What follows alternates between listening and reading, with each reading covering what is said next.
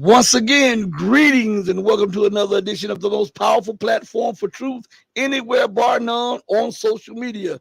This is your platform for empowerment, education, and liberation. This is the Red Pill Diaries. And I'm your host, Rashid, and I'd like to thank each and every one of you for joining us and who will join us later as we chop up the latest news, the latest world events, and try to put some perspective on them so that we can understand what is going on and what it means to you and your families and the security of you and your family. Man, there's so much going on right now. In my chat, I got to give a shout out to the chat. They were already in the building before the show went live. Thank you, chat. And I know people are getting knocked off. A special shout out right now goes to Net Rando. Hold on one second. Collie Beans, Joel Bradford, Holly Home. Shouts out, special shout out go to you guys. Thank you guys. So let's get into it. And for the chat, I got a little fly just flew up in here because my children had the door open and they have the front door open and so the little bugs are flying in. I had to tell them to close all the doors. But anyway, and if you have a family, you understand exactly what I'm talking about. But let's get into some news today, okay? We're gonna chop up Palestine. We're gonna chop up Ukraine. We're gonna chop up Africa. We're going to try to chop up a little Asia.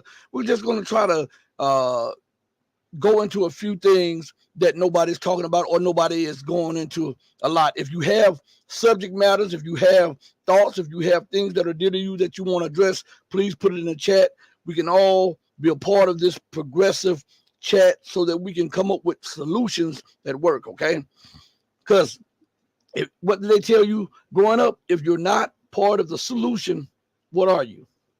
You're part of the problem. And we don't want neither me nor any of you to be accused of being part of the problem, especially the way the world is in a tailspin, okay? So I was looking at a few things. Oh, and let me say this. I want to say we're live on, what is it? Yeah, we're live on Rumble. We're live on, let me see if it goes through. We're live for the first time. It went through. We're live on Odyssey. We're live on Locals. We're live on the Red Pill Diaries. We're live on the Red Pill Journals. Both platforms on YouTube. One is the backup platform. The Red Pill Journals is the backup platform. So if you haven't subscribed to the Red Pill Journals, please subscribe to the Red Pill Journals also. That is our backup platform just in case something happens over here, okay? Also go to locals.com. It's the empowerment of truth.locals.com. Sign up, it's free. We're gonna since this worked today for a change, we're gonna do an exclusive over there next week. We're gonna do an exclusive on Rumble next week. So be prepared for that, and I'll let you know a day ahead of when we're gonna do it. I'll let you know on this platform if we're not suspended at the time. All right. So let's go into the news. I was watching something and I was reading a few things. Where is it? And I was looking at Alistair Crook, and he was talking about Israel is not prepared for Hezbollah's second front. And this article is on Sputnik or Sputnik, whichever way you want to choose to say it. This it is on Sputnik or Sputnik International. And the first part of it is like this. I was actually looking at a video because it has the video embedded, but I read some of the article and it says Hezbollah may open a second front against Israel amid Tel Aviv's war with Hamas. Former British diplomat and MI6 agent Alistair Crook told Sputnik's New Rules podcast. The Lebanese Shiite, when they're dealing with Muslims or non-Western people, they always compartmentalize them. They don't just say the Lebanese resistance group. They don't just say the Lebanese Muslim group. They have to lump them into sections or factions. And I wonder if you guys are hearing me because I'm getting a little feedback in my microphone. Before I go a little further, hold on one second. Let me see something. Okay. Give me one. Let's see. because maybe it's because of all of the. Can anybody hear me? Put your thumbs up.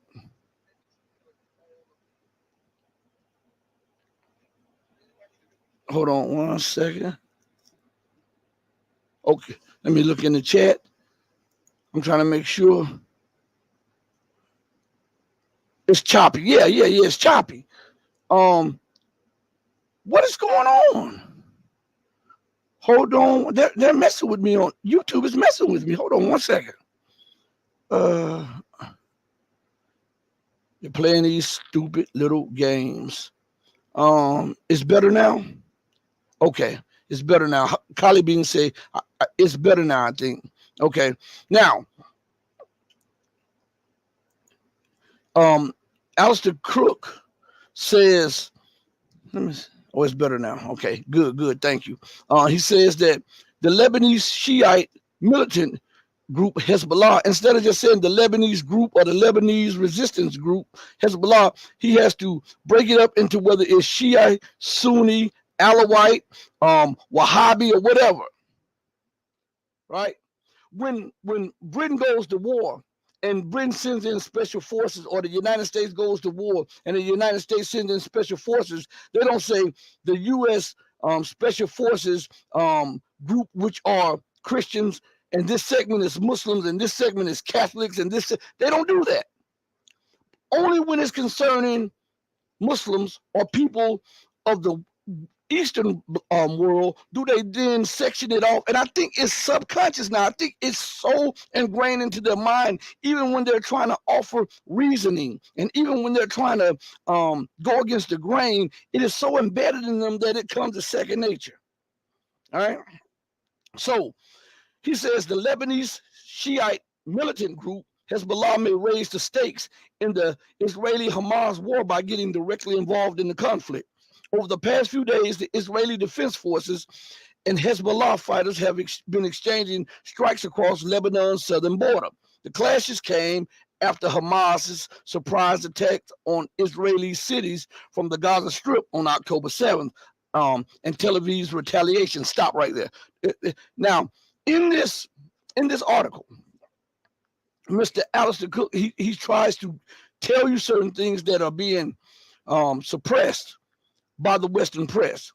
But in his attempt to do so, he misses a couple points. And we're going to address this now. This is the first time I'm reading the article with you all. Like I said, I read the first paragraph of the article, and then I started listening to like the first 7 minutes of the video or something. But let's address something. First of all, the reason it's ingrained in them to say the Lebanese Shiite group is because Hamas is proclaimed to be the Palestinian Sunni group. So right there, there's a division here between Sunni and Shiite. If you can divide up something, you can rule it, right? If you continue to harp on something, I'm not saying that he's doing, but I'm saying this is what has been ingrained in the minds of the Western world.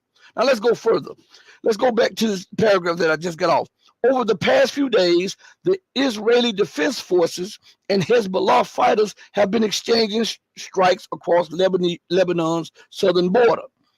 The clashes came after Hamas' surprise attack on Israeli cities from the Gaza Strip on October 7th, and Tel Aviv's retaliation. That is not right. That is not right whatsoever.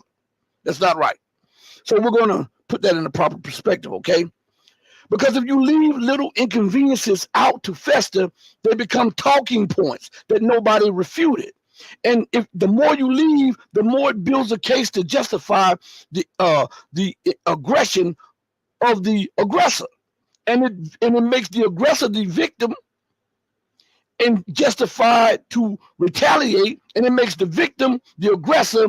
And anytime they retaliate, it is an escalation. Okay, so we have to handle those things. So he says the clashes came. Well, first of all, he says over the past few days, the Israeli Defense Forces and Hezbollah fighters have been exchanging strikes across Lebanon's southern border. That is wrong. They were not exchanging fire across Lebanon's southern border. They were exchanging fire in Lebanese territory. The bases that Hezbollah struck is they're occupied. That's territory of Lebanon. This is recognized by all nations in the region that that's Lebanese territory that Israel occupies. So it was not across Lebanon's border, but because if we say that Hezbollah is striking across the border, that means that it is striking into occupied Palestine, which is quote unquote Israel. But it was not. It was, the strikes were conducted in Lebanese territory, recognized by the United Nations and all nations. So that's for sure, for one thing. And I don't think he did this on purpose, but what I'm saying is the biasness and the arrogance and the imperialist is so ingrained into the mind of the masses of the people of the West that they say certain things, even when they're trying to do good or trying to tell the truth, they sometimes miss the point because the imperialism, it permeates through their soul, and sometimes it comes out. Okay? So again, now let's go further. It says, the clashes came after Hamas's surprise attack on Israeli cities from the Gaza Strip on October 7 and Tel Aviv's retaliation. That is an outright lie. Outright. That is not when it happened. October 2nd is when the retaliations took place. The provocations took place when Israel allowed over 800 settlers, illegal settlers, to bombard Al-Aqsa Mosque and disrespect all of the Muslims in that sacred mosque under the protection of the IDF. And not only did the Hamas and all of these other people raise their voices about it, but it was even being spoken about in international news when it was taking place. They were disrespecting. They came into the third holiest. Listen to me good. I want you to think about this, the seriousness of this.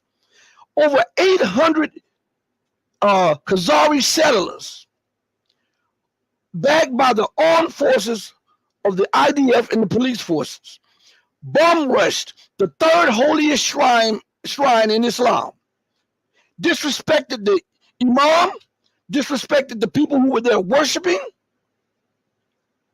and they were making mock of the people in there worshiping with the backing of the barrel of the gun. Why is this left out? That's not a provocation. I tell you what if I want you to see this, because we got to put this on a level where most people can understand. What if Palestinians went into the Vatican, backed by the power of the Turkish military, and started disrespecting the Vatican, the Pope, and the cardinals and ministers in the Vatican? Would you think that the West would be quiet, and do you think that they would be outraged? Huh? I'm asking you this, because that is what just took place there. And so the retaliation was October 7th. That wasn't the start of it. That was retaliation. But this gets left out. So we have to correct that right now, because if we're on a crooked path, to make sure that we're on a straight and narrow, we got to correct that. We got to straighten out that crooked path, right? We don't want any jagged edges. We want a straight path, so it'll lead us directly to our destination, right? Straight ahead, the truth. So it goes further, and it says, and I'm going to check out each platform, okay, in just a second. Like I said, I'm down to one computer because of the cyber attacks on multiple computers while I do my show. But I'm in the process of ordering 2 more computers, so you guys got to be patient with me, okay? This stuff costs money. It says, the question is whether, and here we go again, the Shiite militants will resort to a direct military intervention in Israel in a show of solidarity with Hamas. Something's wrong with that sentence too. Listen to what it says. The question is whether the Shiite militants, instead of saying the resistant group, he puts a negative connotation to the Shiites. He says militants. Stop right here for a minute. Let's go to something. Okay? I want you to understand the seriousness of what you say. Okay? According to the dictionary, A militant is a noun. It's a militant person, activist, extremist. Listen to this. Extremist, radical, enthusiastic, a supporter, a follower, a devotee. So we have a negative connotation when you label a resistance group as a militant. Because first of all, you're taking one of the legs that they stand on from up under them by delegitimizing their struggle. You delegitimize the struggle by calling them militants. Why isn't the IDF called militants when we all have historical proof? We have records, we have UN mandates, UN documents that say that these people who are occupying Palestine came from Europe. Aren't those the militants? Because they have offered extremists. If you don't think the ideology is extreme, look at the map of Palestine. When I put up the 5 maps of Palestine and how it went from dark green, and started morphing into more yellow until it was just speckles of green. That's not radical. That's not extremist. That's not belligerent. Huh? Let's see. Chris H says, Chris, I'll answer you in just a second. I saw your message down there. I'm gonna check it and put it on the screen 1 second.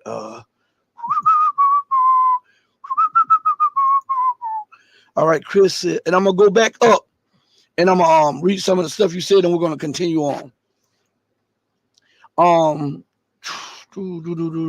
Give me 1 second, Chris. All right, I'm going back. I told you I'm slow on this right here, so give me a second. All right. Chris says, at the Red Pill Diaries, might it not be easier for you to have one high-powered gaming computer with multiple monitors? It may. I have no idea, Chris. Thank you for that, but I don't know much about technology. I'm not a tech guy. You understand? See, this is another problem with the people. They can't admit what they don't know. They can't admit their limitations. You understand? I think it shows strength when you can admit, hey, this is not my forte. This is not my cup of tea. Now, if you want to talk geopolitics, you want to talk history, you want to talk economics and stuff, I'm your guy. But if you start talking about RAMs and gigabytes, man, I'm in romper room. So, Chris, that's above my pay grade. I have no idea, man. I have no idea. Okay, thank you though. But I'll look into it. Thank you so much. When it comes to technology, I'm just finding my way around. My children just were making fun of me about 30-40 minutes ago because I'm asking them on my phone where's the schedule thing on there, and they're rolling their eyes and shaking their heads and laughing at me. You know, my kids were doing that. So, but anyway, but at least I can admit it and laugh about it. But let's go back to this article for a minute. Where is it at? So and then in this, it says the question is whether the Shiite militants will resort to a direct military intervention in Israel, and they show a solidarity with Hamas. Let's unpack that. Remember, I just showed you what that militant word means and how it's a negative connotation to the resistance. And why is Mr. Alistair Crook constantly putting Shiite out there? Why can't they just say the resistance group? Why must the religion be on the sleeve? You don't hear Hezbollah constantly saying that we are a Shiite militia. We are a Shiite resistant group. They say that we are resistance. So why is it so important for the West to emphasize Shiite or Sunni or militants or insurgents? Remember, see these names, militants and insurgents, come with negative connotations in the minds of the West. And subliminally, it justifies the harshness and the brutality and the irrational policies of the West against those whom they deem as militants and insurgents. You understand? All right? Chris says, no pressure. It just sounds like having multiple computers There's a lot to deal with. Actually, to me, it's better than the one computer right here, to be honest with you. But let's go further. I can multitask. Let's see. It says, what did I? Okay, it went back up. Let's see. There have been some direct military intervention. Former British diplomat and MI6 agent Alistair Crook told Sputnik. Hezbollah a few days ago, 2 or 3 days ago, destroyed 3 Israeli radar-based posts. These were in the Sheba Farms area, which is recognized as Lebanese territory, but is occupied by Israel. Now, he recognizes that where Hezbollah struck was Lebanese territory. So how can that be an act of aggression against Israel? Huh? I'm asking you this. Alistair Crook, the former British diplomat and former MI6 agent, just openly recognized that the area where Hezbollah struck was territory belonging to Lebanon, and we know that Hezbollah is the defender of Lebanese territory. So how could that be an aggressive act against an occupier? If somebody goes into your home and occupies your room and you pull your strap out, your gun out, and you go in there and fire some rounds at them, that is not you being aggressive. That's you being a protector. That's you trying to secure your house, right? That's not you being aggressive, trying to hurt the invader. That's you trying to secure the livelihood of your family and all of your property. Why do we forget this? So, when Mr. Alistair Crook says Hezbollah a few days ago, 2 or 3 days ago, destroyed 3 Israeli radar-based posts. These were in the Sheba Farms area. Now, a point I need to go back to. Do you all remember on not yesterday's show, but the show before yesterday, I brought up the UN resolution for peace, where they talked about how Israel must remove all IDF forces from occupied territories in order for there to be peace and a rightful settlement of this issue. Remember, that's in the UN resolution that, listen, that was co-authored by the so-called Security Council. And it was passed by the UN Security Council, which means that Britain, France, and the United States voted yay for, and it was passed by the General Assembly, which are the majority, the nations of the world. So in that resolution, we find that they realize for there to be peace, Israel must deoccupy. Israel must remove their troops, their IDF forces from occupied lands. We can't go to Section 2 if Section 1 hasn't been fulfilled. So if for 60 years or 56 years or 60 or 70 years, Section 1 has not been fulfilled, then the one who has not fulfilled Section 1 is the aggressor. And the ones who are lashing out are the victims. Is that not come on now, everybody? Is that not common sense? Is that not common sense? So, this is crazy here. I tell you, common sense is not so common anymore, right? But what it says, listen to this. Now, Mr. Crook acknowledged that Hezbollah destroyed 3 illegal Israeli radar-based posts that were in recognized Lebanese territory, right? He just admitted that. Let's go down a little bit. Then he was quoted as saying, there was an Israeli response. Okay, if you first recognize that Sheba Farms belong to Lebanese, the nation of Lebanon, which was actually a part of Syria, and to the French cut it up. All of that area was Syria. I know people are going to get mad, but all of that area was Syria. And the French, who were the colonial masters of Syria, cut that stuff up to try to weaken the unity of that area for the benefit of Israel. Okay, so let's get that. If you think I'm lying, look it up. Look it up. So we have Mr. Crook admitting that what Hezbollah did was not strike occupied Palestine, or what is known as Israel. What Lebanon did was strike Lebanese territory. And then he said there was an Israeli response. Now, let's look at this like this in a way that you can understand it. I'm outside mowing my grass. I pick up a log that's in the way of the lawnmower because I see that log would do a lot of damage to my lawnmower. I take that log and toss it on the other side of my property. Then my neighbor sees that and starts shooting up into my yard because I tossed a log in my own yard. That's what happened. So it was not Hezbollah being aggressive. It was not Israel, as Alistair Crook says, response. It was Israel being the aggressor. Okay? All right?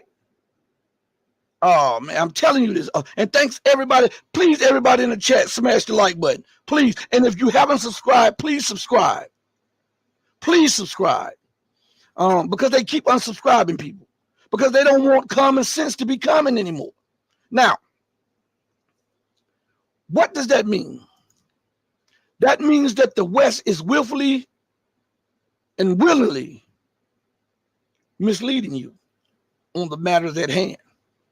That means that they have an agenda in play.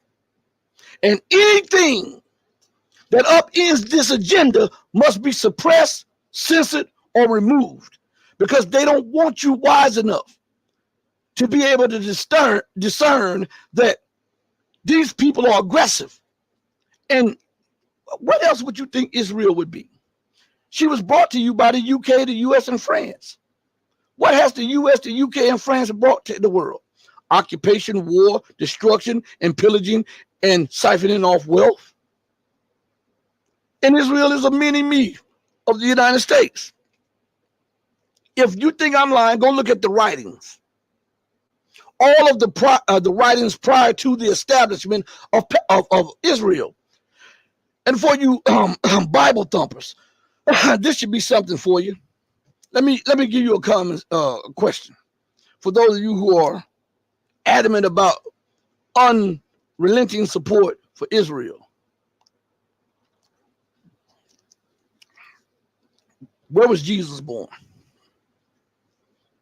Pick up your Bible and tell me where it says he was born. Did it say he was born in Israel, or did it say he was born in Palestine? Did they label him an Israeli, or did they label him a Palestinian? So right there, you should go and rethink all of your thoughts on who you support. Okay? Common sense. Man, I tell you what, this is crazy. Now, all while this is going on, listen to me good. All while this is going on, I bet you didn't know that the US, the UK, Canada, Germany, France, and all of them are moving troops across the Sahel and across Africa. Did you know that? Did you know today, Iran, no, not today, yesterday, I'm sorry, Iran started large naval exercises to beat back a so-called aggressive, powerful opponent. Did you know that? Did you know that the Chinese and the Indians are behind the scenes talking, and I think the Indians are getting it in their head that the United States lied to them and sold them a bag of dreams. Well, if you be the counterweight to China, we'll give you this, give you that, and give you that. India didn't expect that. America demands total obeisance to their policies. For you to get this, that, and the other, you've got to be obedient to the empire. And you've got to sacrifice your national interests for the interests of the few elite who run these nations in the West. Let's see. Let's go up in here. Let's put a couple comments on the screen. Holly, you got it, baby. David, please hit the like button. I'm telling you. One Way Past Cool. I like that name. One Way Past Cool. One Way Past Cool says our government is backwards. Here's the thing, One Way. That's not your government. Isn't the government supposed to be representative of the people that they govern? Huh? A government is supposed to be reflective of the people whom they claim to govern. Now, if the people are screaming for change in policy, and the people are screaming for the production of jobs and factories and stuff like that, and the government continues to give a deaf ear to it and continue to focus on things that are only in the interest of so few people, is that really your government? Or is that the government of the so few people who are rich and in power and who are influential? I'm asking. So it's not your government. It couldn't be your government. You're here to, for the truth. You're here to discuss the truth. You're here to look at things as they are and not as they're being presented through the lens of Walt Disney World. You know, that make-believe stuff. Let me put a flying crocodile. I'm going to put this up in just a second. Let's see.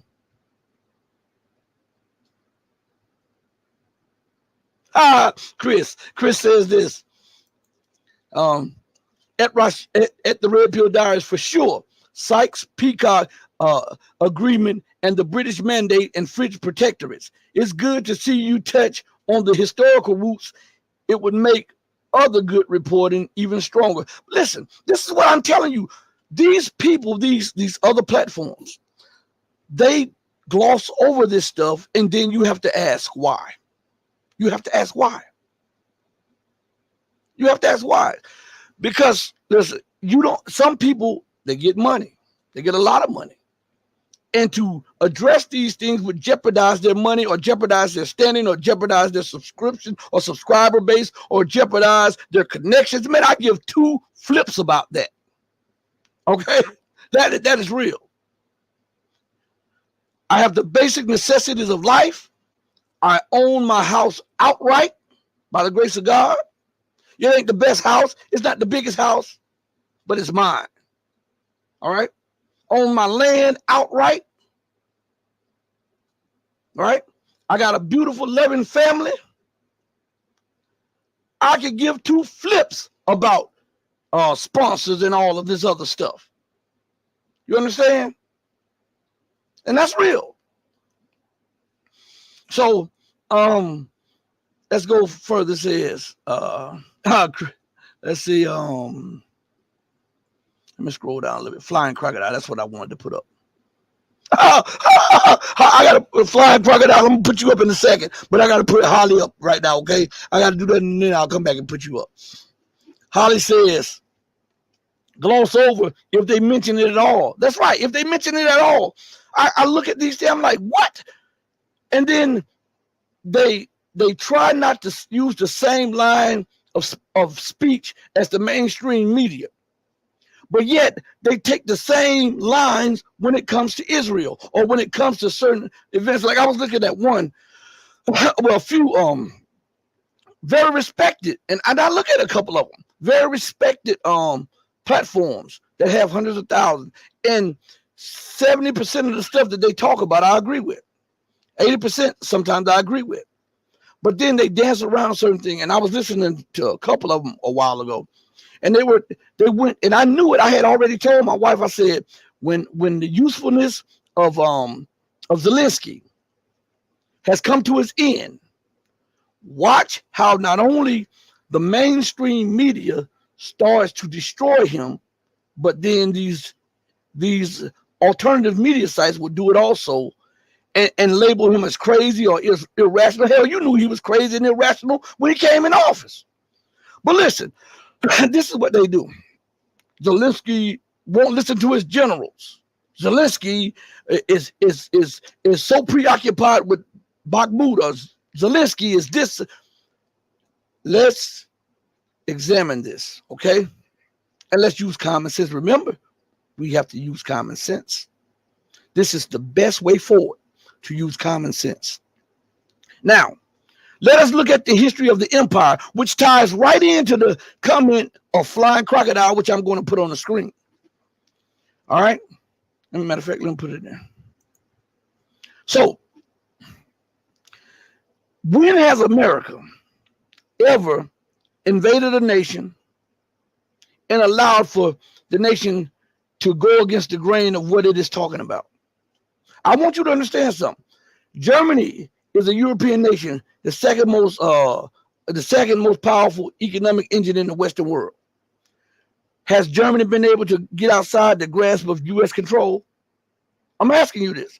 Being a second economic tier power, the second most powerful economy in the Western world, have they been able to exercise complete and full independence from the United States? They are so under the thumb of the United States that they are deindustrializing their own economies at the detriment of their own independence and the livelihood of their own people, because America demanded that they go along with these lies and these sanctions that are destroying German industry. And that was an economic powerhouse. Now, let us go to Zelensky in Ukraine, which is a breadbasket, which is a head case when it comes to economic independence. 70 or 80% of his entire budget is relying on the United States printing up money, giving it to him. Most of his weapons are dependent upon the United States and all of NATO. Now, you're trying to rationalize and tell me that Zelensky is, now mind you, I want you to understand the seriousness of the SBU, which is the intelligence service of the Ukrainian nation, which has U.S. and NATO officials embedded everywhere. The Ukrainian army has U.S. and NATO officials embedded. Hell, the spokesperson for the Ukrainian military is a he/she from the United States. All right, you have the government being appointed by the Western world, and then you're gonna tell me, and I'm supposed to believe that Zelensky is willfully ignoring and pushing to the side the demands of the United States. Pull out a Bakhmut, do such and such and do this. Zelensky he's hell bent on this in the United States, and Britain and such keeps telling him to do this. See, that's the blame game. When has a power, look at Germany, when has a power been able to escape the grasp of the empire, especially when they're under the economic and political and military thumb of the empire? This is not rational thinking. And for these people to keep pushing this line here, they have an agenda, or they are plants in certain ways, and they're getting some out of this. On the one hand, I'll give you all this information over here, and on the other hand, I'll just string these people along over here and make them think this, and that. Man, this is unreal. Anybody in here, anybody in the chat, tell me whenever a nation has been able to, especially when it's under the grasp and the thumb of the U.S. empire, has been able to make totally sovereign and independent decisions. And look at this. As I said, 70 to 80% of its military is government budget. It's totally dependent on the U.S. Almost all of its military is totally dependent on the United States and NATO. How in the world can that be sensible? Huh? How? How can you, on one hand, tell me that Zelensky is a puppet, and on the other hand, tells me that he is the cause of the collapse of the Ukrainian military, and he's the cause of this and the cause of that? When we know that he has Western handlers, we know that he cannot fart outside of the approval of the United States. What you're feeding me is baloney, and I don't eat pork. You understand? You guys have to start being more mindful when you're listening to all of these people, and start thinking and questioning them. And look what Flying Crocodile says. None, Rashid. Absolutely on the question that, and I'm gonna put this back up in a second, but let me put this one up. He says none, Rashid. Exactly. No nation, no leader that has been under the thumb of the United States has acted independently outside of the wishes of the United States. If they did, look what happened to Saddam Hussein. Look what happened to him. Remember, he was America's pet darling. Look what happened to him when he bucked up against the United States and refused to do as she said. They vilified him, they demonized him, they sanctioned him, and they waged 2 wars militarily against him and multiple economic wars against him. And he was under their thumb. So Zelensky is different. Man, get out of here with that foolishness. Who you think you talking to? Anyway, let's go back to this. Flying Crocodile says, where's it at? I had it up here a second ago. Let me scroll back up. The chat is moving fast. Hold on. It says, just been reading an article claiming that in all its history, 250 years, there have been only 15 years when America has not been involved in a war somehow. Now, what you read, I believe, or what you saw, does not include from 20, I think it stopped at 2015 or 2018, something like that. Then you got to add those extra years up to 2023. And it shows you just how much of a warmonger the United States is, while telling the whole world that she's for peace and stability and turning the world upside down. And when I say the United States, I'm talking about the UK too, because these two are one and the same. These are the daughters of Babylon. If you go read the history of Babylon, Babylon had 2 daughters coming. They were rich and powerful and influential. And these daughters ruled. And then they bucked up against God, and God reduced their wealth to nothing before the entire world. These daughters of Babylon, that's Britain, that's the UK and the US. They have ruled exclusively the Western world, and they have brought to bear their power on the entire globe. All right? So that is true. Now let's go. Oh, and Holly says this, what she was talking about. They don't even mention it. I forgot to put this one up. She said, plus they don't even give it. She said it's not given in context. That's what I'm saying. When they give stuff, listen, they'll give you a joke, then they'll talk about something else. That's redirection. You know what I call it? That's the sleight of the hand. You know, and how do I know this? It's because I'm from the streets and I'm a self-made person. I'm from so I've dealt with hustlers. I've dealt with fast talkers. I've dealt with the people, you know, the people with the cards on the table. And I've dealt with them, so I know how they work. That sleight of the hand of the magician. The magician will have you looking over here while the trick is actually over there. And you're so amazed with what you see here, that gives them that moment of opportunity to do what they're trying to do, to bring the trick home, to make you believe that it is magic. That's what they're doing. That's what these people are doing on YouTube. But you can't hustle me. I often say I was born that night, just not last night. Let's go further. Flying Crocodile says, let me put this up here real quick. The American geopolitical game plan since World War II is to infiltrate every nook and cranny of the world, to insert themselves and greatly incite small differences between people into full-on contact. That's not their game. That's the UK's game plan. The UK wrote that book. The United States is just, you remember, there was the old saying, Sam Walton, the creator of Walmart, he was friends with the guy who started Kmart. And for those of you who are older, you know what I'm talking about.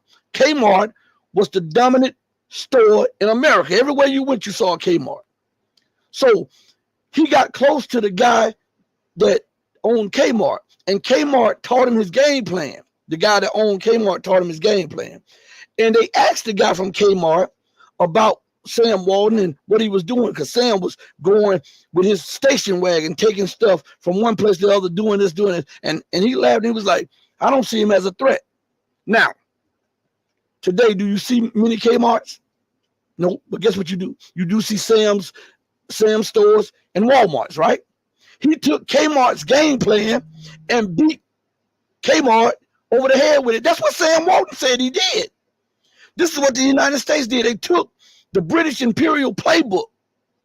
They dressed it up a little bit and gave it some crack and some morphine and this shot off into space. And that's what we're seeing. That's what we're seeing. The British Imperial playbook on steroids. Yeah. So let's go now some more.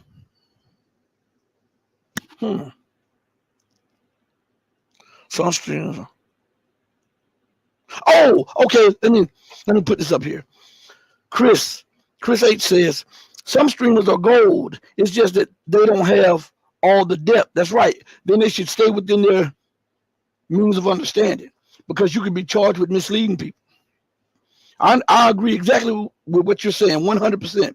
But these people should stay in their lane, because when they start venturing outside their lane and they have a captive audience and people who truly believe in them, they can mislead these people and cause these people catastrophic damage financially and in the home and everything else. You understand what I'm saying? So I understand what you're saying, and I agree with you wholeheartedly. Let's see. Look at the China Sea conflict. This flying crocodile. And there's something else I want to bring up in a few minutes, but I'm going to read a few more comments, and then we're going to go back to the news. Look at the China Sea conflict and how it has been magnified between countries who have a well-established history settling disputes peacefully. Well, listen, this is the age-old trick.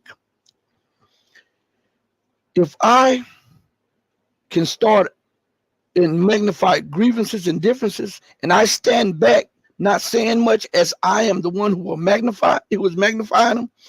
Once they're magnified, and now there's disdain and disagreement there on a real level, and then I step in and say, hold on, you guys don't need to do this. Listen, I got something that'll settle this or pacify both of you. And I put up an agreement, and which is acceptable to one, which is acceptable to the other for a certain period of time. And both of you agree and both of you sign it. Guess what? I rule you both. I rule you both. I divided you, and now I have conquered you.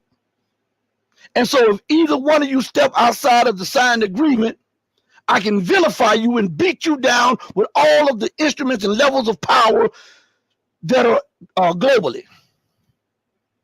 That's what they do. Let's see. Let me scroll down. Cuba, MZ says Cuba. I understand what you're saying. Let's go down.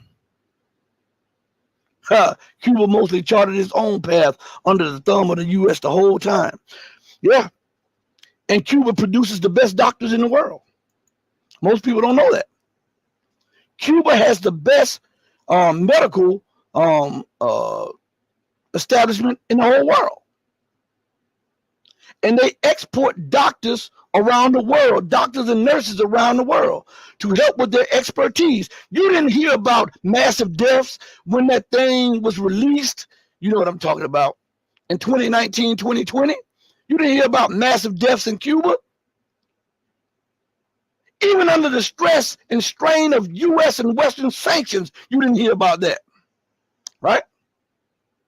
Let's go further. Joel Bradford, I got to put this up here on the screen. I can't believe Zelensky thought his country could defeat a superpower like Russia. He didn't believe that. He didn't believe that. Money greased his palms, and he was willing to sacrifice the livelihood and the national security of his entire nation for more money. That's what you can't say that it's not possible. Look at Karzai and the rest of them that were living in America, in the Western world. And when America took over Afghanistan, these same so-called Afghans of origin were then installed as the leaders of Afghanistan. Look in Iraq and what happened after they removed Saddam, and how some of those leaders came from the West and then started taking up positions in government. Look at what happened and what the United States is trying to impose in North Africa and in Yemen and all of that stuff. Look at how She works. If you are willing to sell your people out for Western interests, they'll help you get in power. There were some reports saying that this man has cottages and villas all around the Western world. His leadership has cottages and villages and have banked millions and even billions of dollars from this war. And then you have hundreds of thousands of Ukrainians slaughtered on the battlefield. You have the territory of Ukraine constantly getting smaller and smaller. Huh? This man knew they couldn't beat Russia. Hell, America is skeptical she could beat Russia. I want you to understand something. There was let me see if I can pull this. Hold on one second. Let me see if I can pull this up. If they still have it up there. Hold on one second.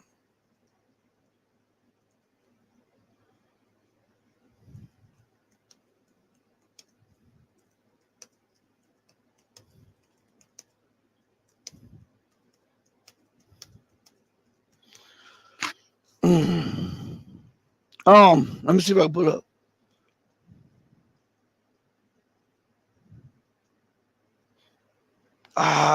Please let this be one. Let's see.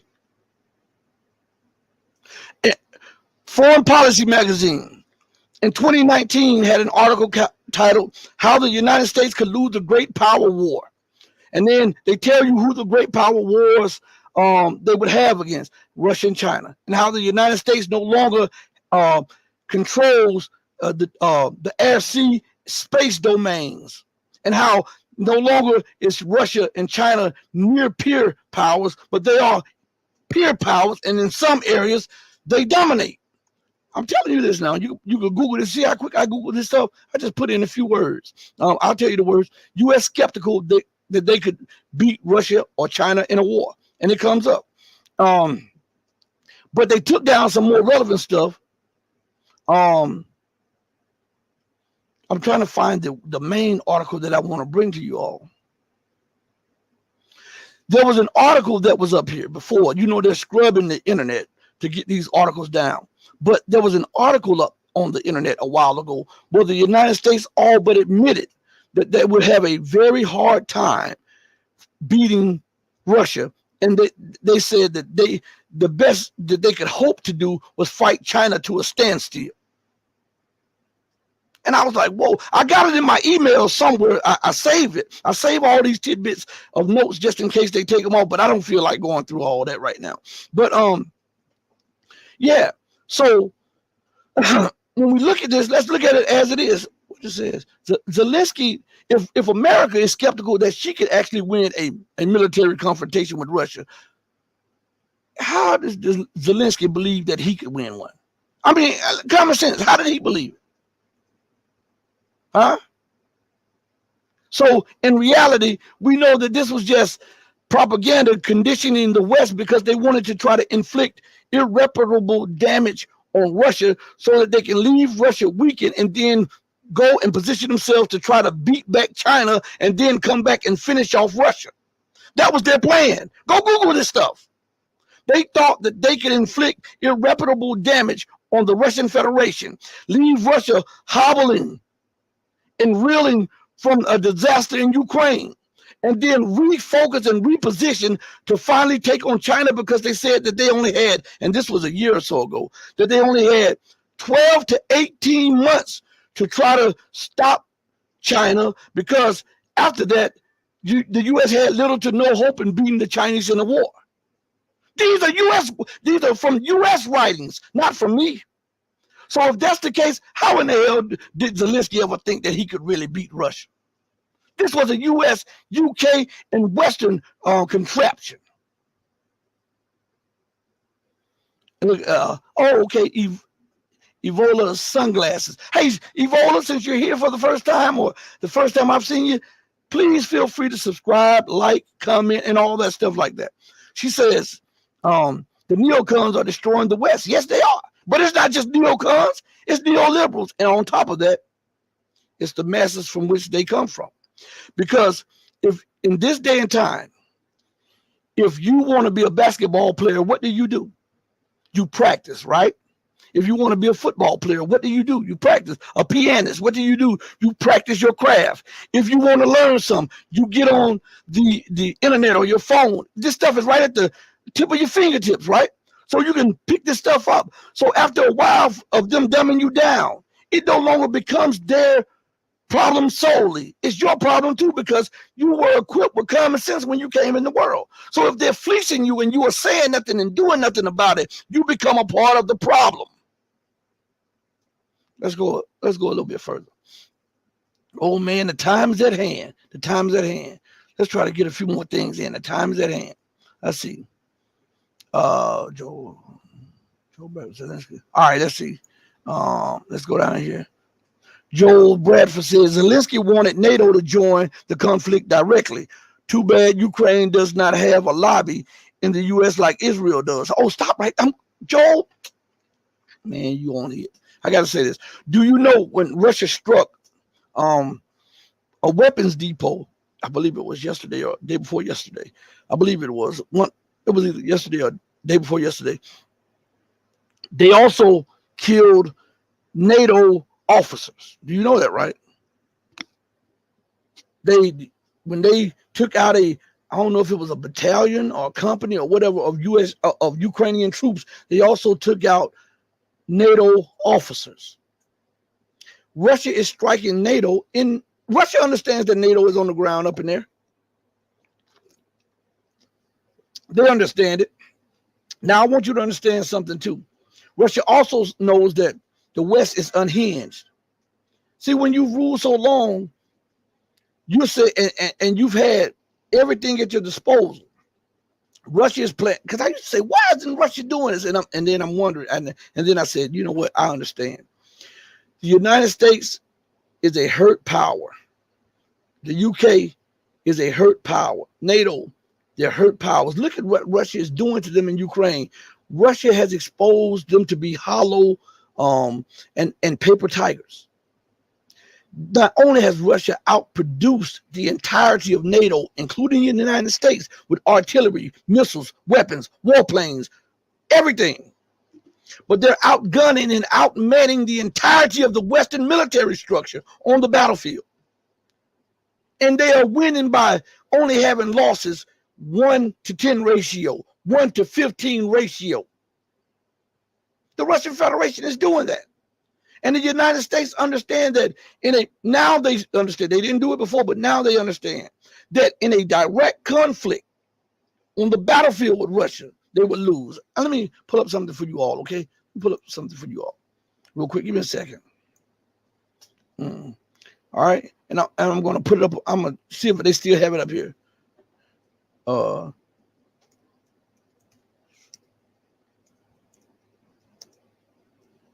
Give me a second.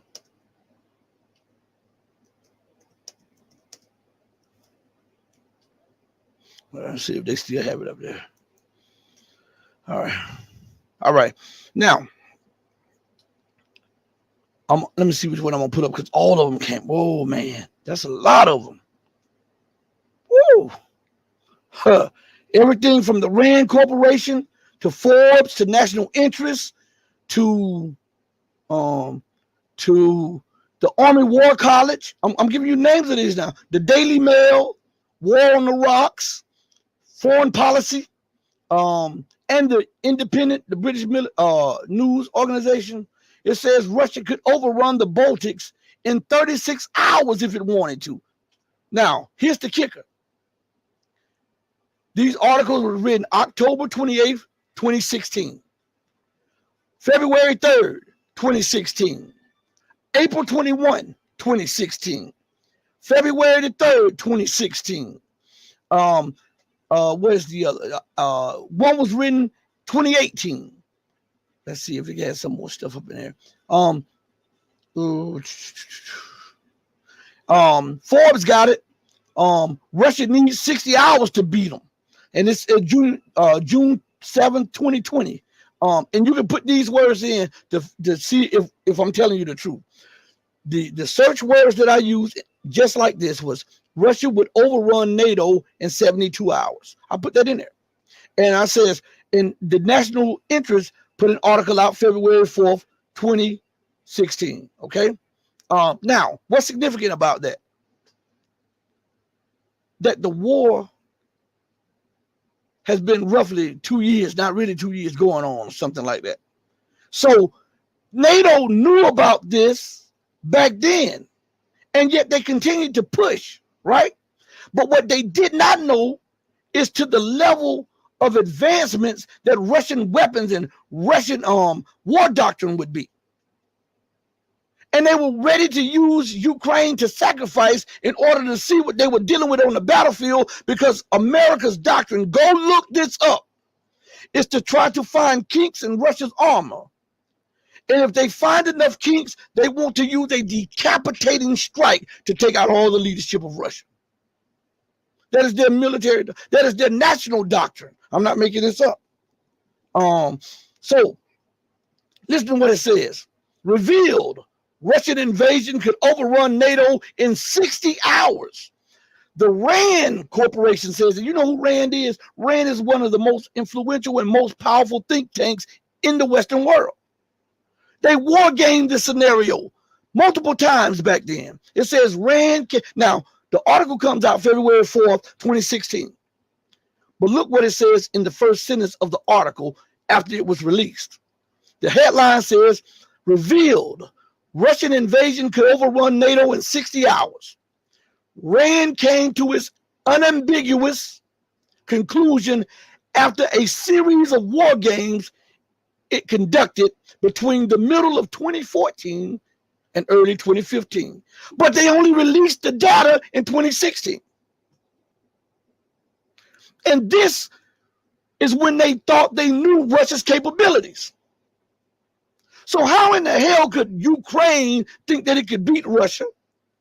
Or the U.S. think that it could beat Russia when in 2014, 2015, and 2016, even without Russia displaying these new lines of weaponry, they knew that Russia could overrun NATO positions within a matter of less than 3 days. Huh? Matter of fact, I know some of y'all from Missouri, you know, the show me state. So hold on one second. Let me put it up on the screen. And let me put some up on the screen first. I saw something that made me smile. Hold on one second. Right here. Joel said, put some respect on Rashid's name.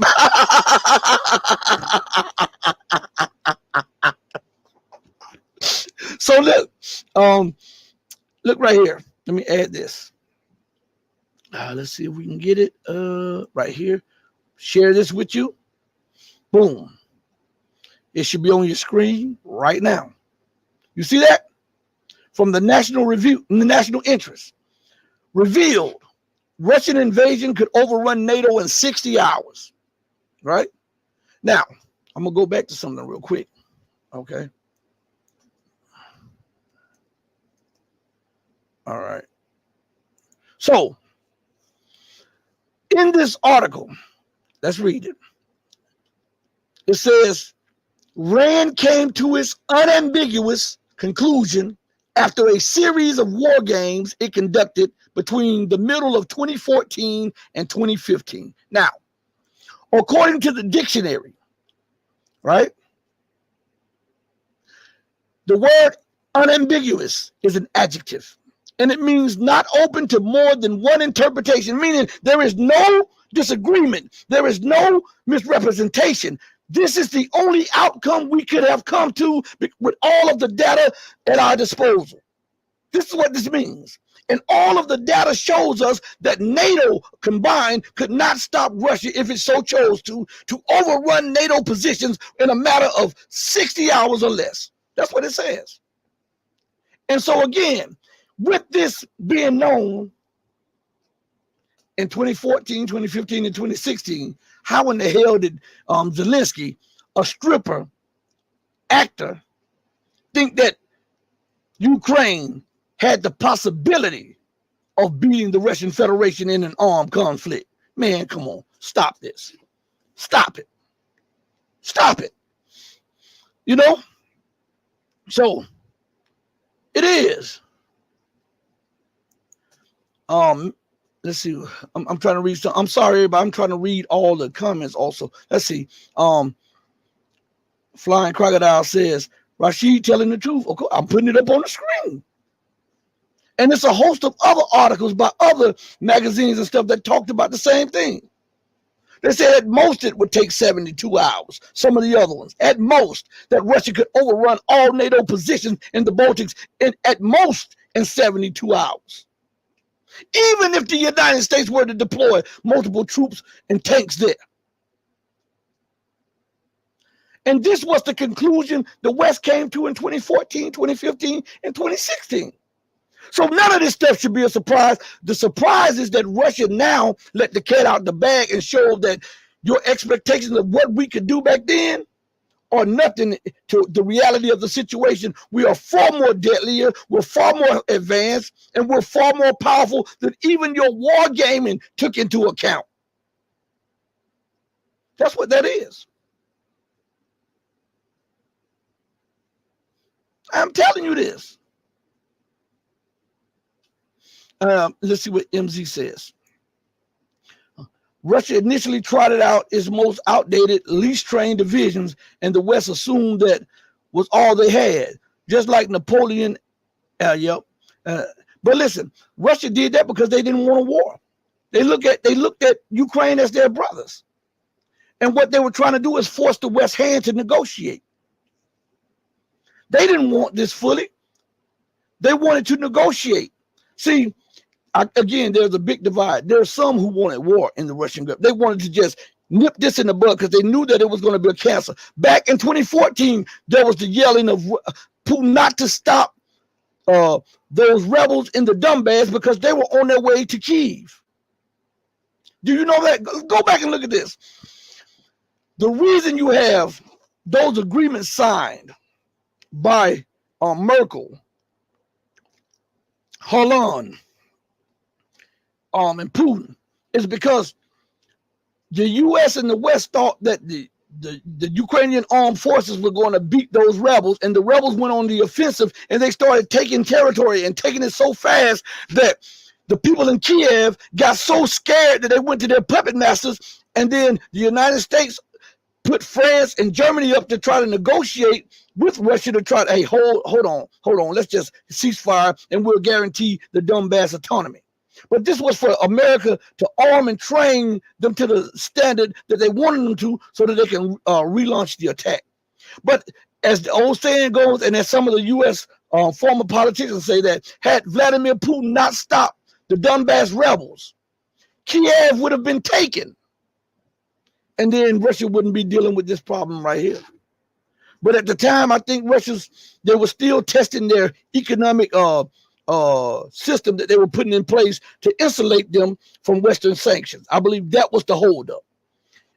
Because at first I put it on Putin, and then I thought about it. Maybe they were still testing their economic, like the Mir system and all of that stuff, to make sure that it was insulated from being cut off from SWIFT and the Western sanctions. And now that I look at the situation, I do believe that that was the reason that Putin put the brakes on it, because they were not 100% sure that they would be fully insulated from the sanctions war and the cutoff from SWIFT. Because think about this.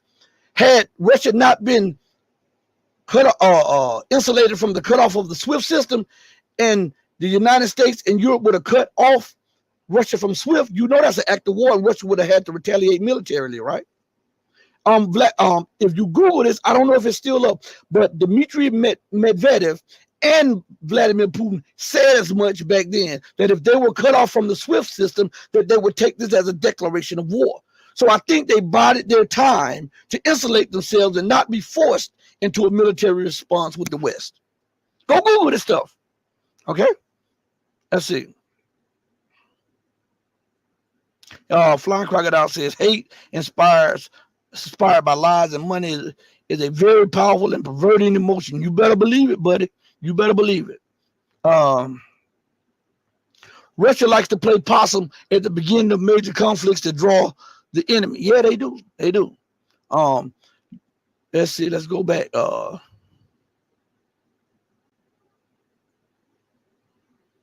Let's go down. Yeah, Putin went in soft. He did. He did. He went in because his intention was not for military conflict. His intention was to force a negotiated settlement. And he pulled back the troops. They had Kiev surrounded. They had it surrounded. But as a gesture of goodwill, he pulled the troops back. Yeah. And Holly has it right on the money. I was getting ready to say that, but Holly said it for me, so I'm gonna put it up there. Merkel admitted the Minsk agreement was to give Ukraine time. So I'm not lying. So everybody knows this. All right. Joel says, how Holly exactly Putin did. I think I'm going to explain how Putin went in. So he didn't go in with his best troops. He didn't go in with a lot of troops. He went in with just enough troops as to show that he was serious about the matter. I think when they went in, they initially went in with, 60,000 or 90,000 troops against a military of about 600,000 or 700,000. Russia could bring that to bear in a quick mobilization. So I think that's what Holly is talking about. Yeah. Well, everybody, listen, it's been real. It's been real. I just wanted to talk to you all. We're going to try to do a show. Listen, if we get suspended off, I wanted to say this because I keep forgetting this. If we get suspended off YouTube and you haven't seen a live from us in like a matter of days, then start going over to the Locals or to the Rumble or to the Odyssey, and we'll be doing lives over there, and that'll keep you up to date and abreast of what's going on, because I don't know how these platforms continue to do what they're doing. So we gotta bounce in between them to try to keep the show going and keep everybody going. So I advise everybody to join us on Odyssey, join us on Rumble, join us on Locals, the empowerment of truth.locals.com. It's free. It doesn't hurt to take 3 or 4 minutes to go over there and subscribe. The empowerment of truth.locals.com. Sign up there, sign up on Odyssey, sign up on Rumble, Twitter, do all of that and spread the word about the most powerful platform for truth bar none on the planet, because we can talk at length about everything. Let's see. Joel says, peace, everyone. All right, peace, Joel. But listen, on that note, I'm going to go out the same way that I always come in. Thank you. Look, we're going to try to do a live stream tomorrow. So join us again. Same bat time, same bat channel if we get a chance to. I love you all if you love truth, but know that the true and living God will always love you better. Until we next speak again, stay strong, stay true, but above all things, remember this more than anything else. Stay righteous, because righteousness is the only thing that will get us out of this madness. Hey, mama, your baby boy loves you more than life. Deuces, everybody. I'm out of here. Thank you all for joining.